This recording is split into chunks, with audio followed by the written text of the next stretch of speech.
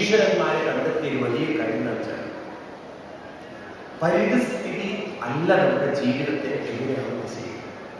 നമ്മൾ ഉണ്ടാക്കി വെക്കുന്ന സംസ്കാരമാണ് എങ്ങനെയാണ് ഒരേ പരിതസ്ഥിതിയെ രണ്ട് രീതിക്കാണ്.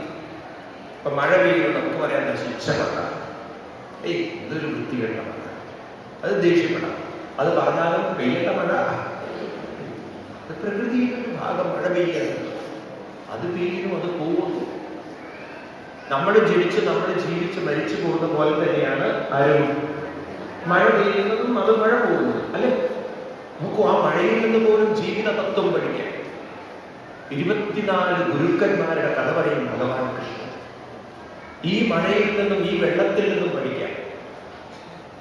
ആകാശത്തിൽ നിന്ന് പതിച്ച ഈ വെള്ളം ഭൂമിയിൽ വീണ് അവിടെ കെട്ടി നിൽക്കാതെ ഒഴുകി ഒഴുകി ഒഴുകി കടലിലേക്ക് ചെന്ന് ചേരുന്ന പോലെ ഒരു അമ്മയുടെ ഗർഭപാത്രത്തിൽ നിന്ന് വീണ് ഈ ഭൂമിയിലേക്ക് വീണ മറ്റൊരു തുള്ളി വെള്ളമാണ് നമ്മളോട് പറയുന്നത്. നിങ്ങളും മാനസികമായി മുന്നോട്ട് ഒഴുകി ഒഴുകി ഒഴുകി ആരിലേക്ക് എത്തിച്ചേരണം? ഭഗവാനാകുന്ന സാഗരത്തിലേക്ക് എത്തിച്ചേരുന്നത്. ആപൂര്യമാണം അജല പ്രതിഷ്ഠം സമുദ്രമാവ പ്രവിശന്തി യദ്വത് തത്വത്കാമായം പ്രവിശന്തി സർവേ സശാന്തിമാപ്നോതി കാമകാമി. ഭഗവാൻ പറയുന്നു, ഒരു സാഗരത്തിലേക്ക് വെള്ളം ഒഴുകിച്ചേരുന്ന പോലെ നിങ്ങളും എന്നിലേക്ക് ഒഴുകിച്ചേരുന്നു. അപ്പോ ആ മഴയിൽ നിന്ന് പോലും ജീവിതത്തിൽ നമുക്ക് പഠിക്കും. മനസ്സിലായി?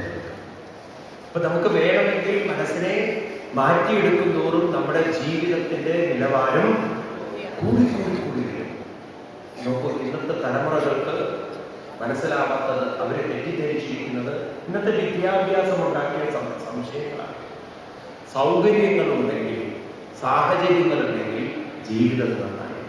നമ്മുടെ ഋഷിമാരെ പഠിപ്പിക്കുന്നത്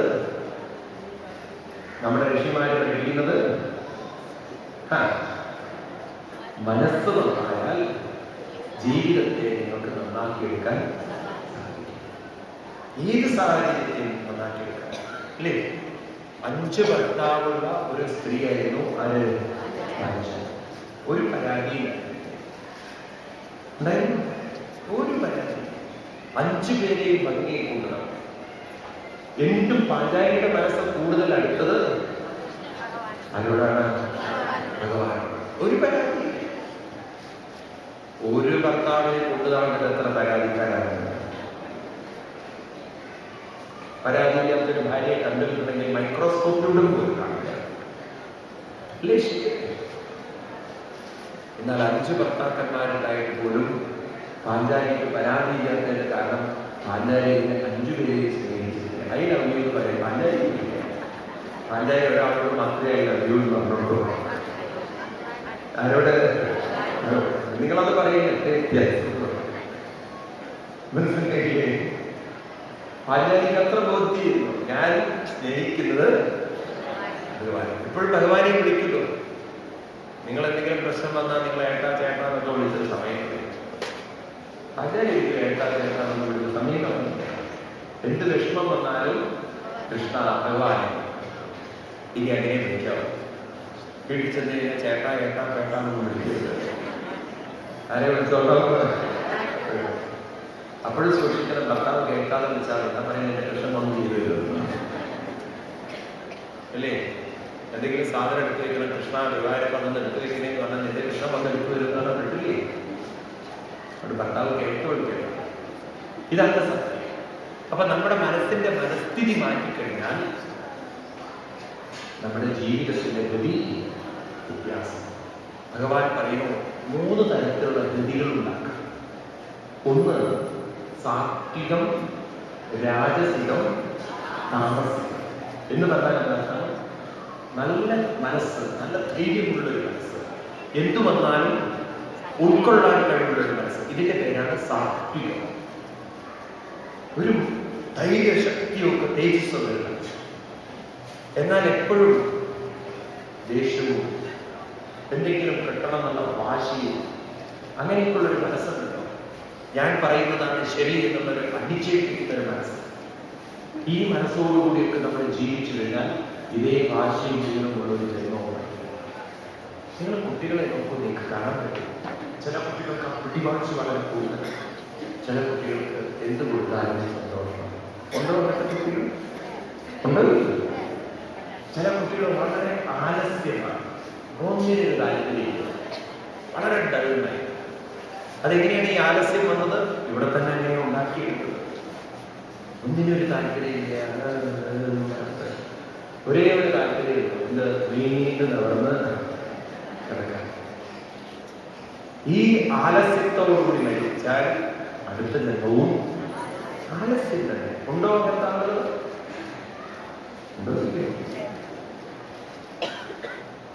വാശിയും നമ്മൾ പറയല്ലേ, കുട്ടിക്ക് ഭയങ്കര പിടിവാശിയാണ്, ഭയങ്കര. അത് അങ്ങനത്തെ വാശിയുടെ മരിച്ചു പോയിരിക്കുന്നത് ഉണ്ടാക്കിയ സംസ്കാരം അതാണ്. ഏത് സംസ്കാരത്തോടും ജനിക്കണം എന്ന് നിശ്ചയിക്കുന്നത് ഏത് സംസ്കാരത്തോടും നിങ്ങൾ ജീവിച്ചു. കാരണം tomorrow is the continuation of today. നാളെ എന്നത് ഇന്നത്തതിന്റെ തുടർച്ചയാണ്. നല്ലൊരു ബോധം. എല്ലാവരും ചോദിക്കുന്ന ചോദ്യമാണ്, നാളെ ഞാൻ എന്തായിരിക്കും? ഇന്ന് നിങ്ങൾ എന്താണോ നാളെ നിങ്ങളാണ്. അതാണ് അതിന്റെ സത്യം. ശരിയല്ലേ? ഇത് ആണോ അല്ലയോ? അപ്പൊ ഇന്ന് എങ്ങനെയാവണം എന്നതിൽ നമുക്ക് സ്വാതന്ത്ര്യമുണ്ട്. ഇന്നലെ നിങ്ങൾ വരെ ആലോചിക്കും, ഇന്നലെ വരെ നിങ്ങൾ രത്നാകരനായി പോകും, പക്ഷെ ഇന്ന് നിങ്ങൾക്കൊരു ഭാവിയാവാനുള്ള സ്വാതന്ത്ര്യം. അവിടെയാണ് നമ്മൾ ജീവിതത്തെ മാറ്റിയെടുക്കേണ്ടത്. ആത്മീയത എന്ന് പറഞ്ഞാൽ ഒരു ഓർഡർലി ലൈഫാണ്. ഇതൊക്കെ കേട്ട് കഴിഞ്ഞാൽ നമുക്കൊരു ചിട്ട വേണം. നേരത്തെ എണീക്കുക, ജപിക്കുക, ഭജിക്കുക, എന്തു വന്നാലും അതിനെ ഭഗവാന്റെ എന്ന് പറഞ്ഞ് ഉൾക്കൊള്ളുക. അങ്ങനെ ഒരു മനസ്സ് നമ്മൾ ക്രമേണ ഉണ്ടാക്കുന്നതോറും, ശ്രദ്ധിക്കണേ ഞാൻ പറയുന്നത്, ആദ്യം അതൊരു അഭ്യാസമാണ്, പ്രയത്നമാണ്, പരിശീലനമാണ്.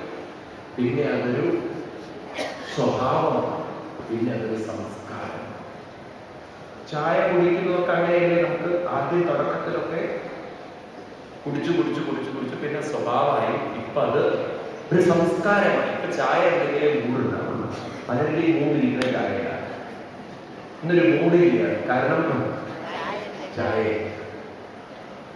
ചിലർക്ക് സീരിയൽ കണ്ടാൽ നല്ല മൂടാണ്, ഓരോരുത്തർക്ക് ഓരോ മൂടാണ്.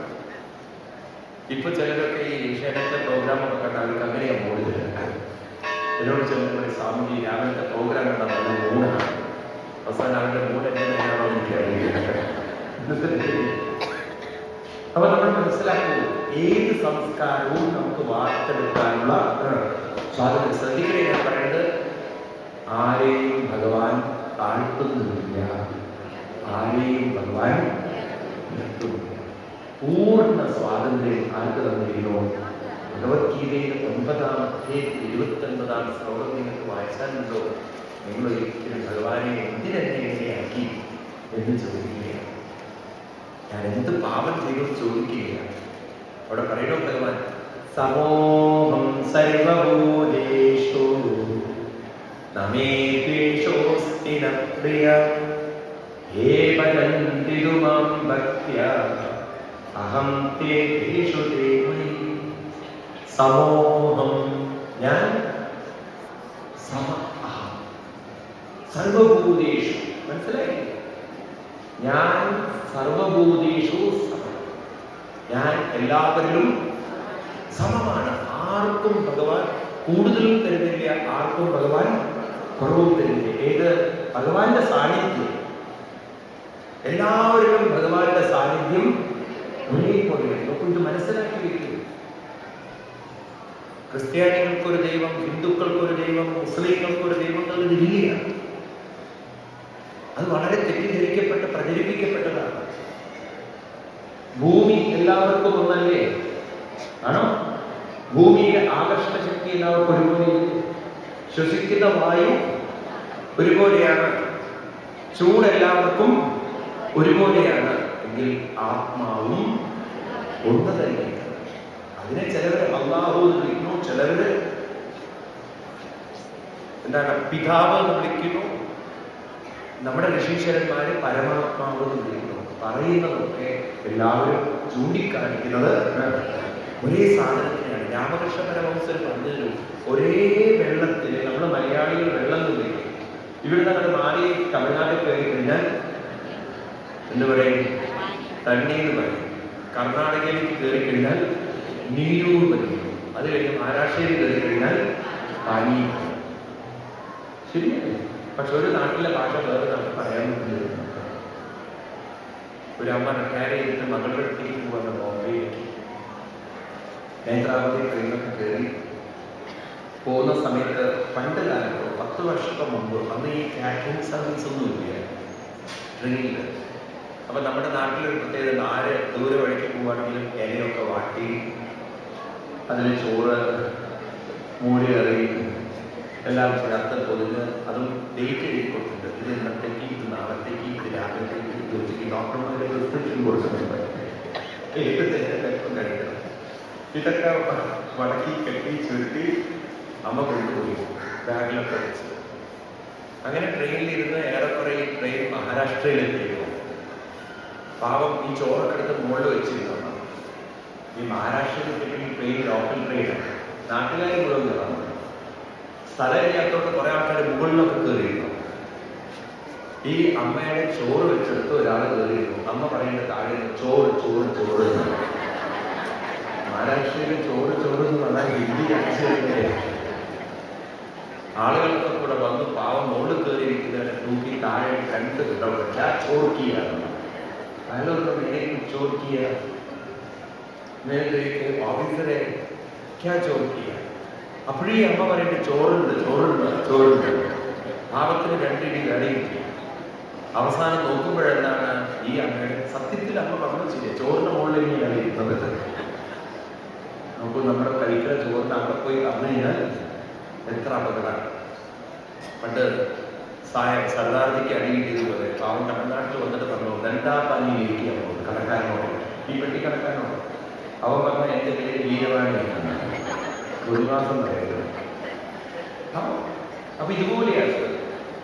അപ്പൊ ഒരേ വെള്ളത്തിന് ഓരോ രാജ്യത്തിലും ഓരോ പേരുള്ള പോലെ ഒരേ ആത്മാവിനെയാണ് പല മതങ്ങളും പല പേരുകൾ വിളിക്കുന്നത്. എവിടെയാണ് വ്യത്യാസം? ഇത് ലോകത്തിന് പഠിപ്പിക്കേണ്ടത് നമ്മളാണ്. മനസ്സിലായില്ലേ? ഇസ്ലാമെന്നും ക്രിസ്ത്യാനികളെന്നും പറഞ്ഞ് തമ്മിൽ തർക്കിച്ച് ജീവിക്കുമ്പോൾ എല്ലാവരും ഒന്നാണ്. ഒരേ പഞ്ചഭൂതത്തിൽ നിന്ന് വന്ന ശരീരം, ക്രിസ്ത്യാനിയായാലും മുസ്ലിം ആയാലും ഹിന്ദു ആയാലും ഒരേ പഞ്ചഭൂതത്തിൽ നിലനിൽക്കുന്ന ശരീരം ഒരേ പഞ്ചഭൂതത്തിലേക്ക് തിരിച്ചു പോകുന്നു. നമ്മുടെ ഋഷിമാർ ഇങ്ങനെ പറഞ്ഞ് മനസ്സിലാക്കിയിട്ടുണ്ട്. യഥോ ഇമാനി ഭൂതാനി ജായത്തെ ഏന ഭൂതാനി ജീവന്തി തത് പ്രവിശന്തി. ഏതൊന്നിൽ നിന്ന് വന്നോ ജാതാനി, ഏതൊന്നിൽ ജീവന്തി, ഏതൊന്നുകൊണ്ട് ജീവിക്കുന്നോ തത് പ്രവിശന്തി, അതിലേക്ക് തന്നെ തിരിച്ചു പോകും. എന്തൊരു മനോഹരമാണ് ആ വാക്ക്. എന്തൊരു രസമാണല്ലേ?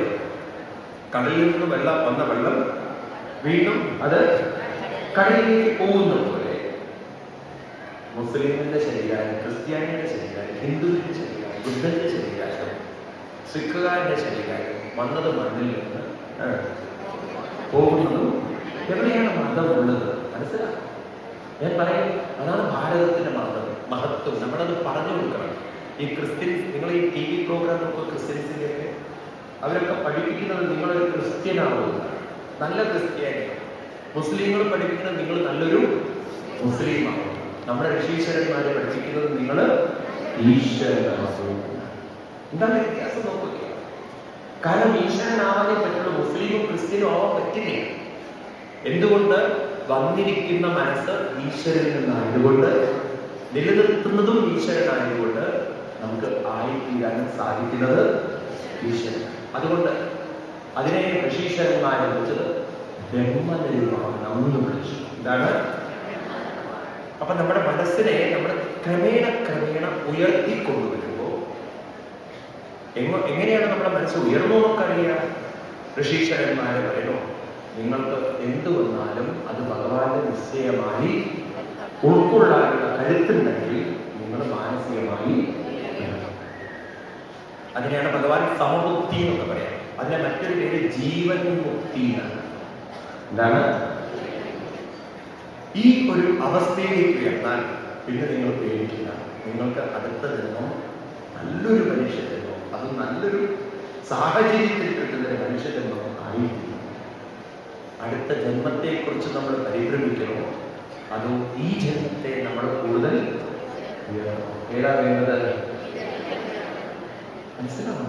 നമ്മൾ ഈ ആളുകളുടെയൊക്കെ ചിന്ത എന്താണല്ലോ, എങ്ങനെ ജീവിച്ചാലും അടുത്ത ജന്മം എനിക്ക് എങ്ങനെ ഉണ്ടാവും, അത് നന്നാവും, ഭഗവാൻ എങ്ങനെ പറയാം. അവരെങ്ങനെ അന്ധമായി വിശ്വസിക്കുകയാണ് ഒരു ദൈവം അവർക്ക് ജന്മം കൊടുക്കും. ഇത് ജന്മം ദൈവം തരുന്നതല്ല. അവരാ ദൈവം എന്നുള്ളത് തന്നെ മനസ്സിലാക്കുന്നില്ല. ദൈവം എന്ന് പറയുന്നത് അവരുടെ മനസ്സിന്റെ ഉറവിടമാണ്. അവരുടെ മനസ്സ് വന്നിരിക്കുന്നത്, അവര് തന്നെ വന്നിരിക്കുന്നത് ദൈവത്തിൽ നിന്നാണ്. താൻ തന്നെ വന്നത് ദൈവത്തിൽ നിന്നറിയാതെ ദൈവം തന്റെ മുന്നിലുള്ള ഒരു വ്യക്തിയേക്കാണ്. ഭഗവാൻ തന്നെ എത്ര ആവർത്തിക്കുന്നു പറയോ, ഞാൻ അവ്യക്തമായി ആത്മാവിന്റെ രൂപത്തിലുണ്ടായിട്ട് എന്നെ ഒരു വ്യക്തിയായി കാണുന്നു. എന്ത് വിധികളാണ്! അവ്യക്തം വ്യക്തിമാപന്നം. 7-ാം അധ്യായത്തിൽ 24-ാം ശ്ലോകം ഗീതയിൽ ഭഗവാൻ ആവർത്തിക്കുക. അവ്യക്തം വ്യക്തിമാപന്നം മന്യന്തേ മാമബുദ്ധയ പരം ഭാവമജാനന്ത മമ ഭൂതമഹേശ്വരം. സർവഭൂതങ്ങളിലും മഹേശ്വരനായിരിക്കുന്ന എന്നെ നിങ്ങൾ വ്യക്തിമാപന്നം. ആരായിട്ട്? വ്യക്തി. ആരായിട്ട്? അന്യനായ ഒരു വ്യക്തിയായി. ഞാൻ ആരായിട്ടുണ്ട്? നിങ്ങളുടെ ഓരോരുത്തരെയും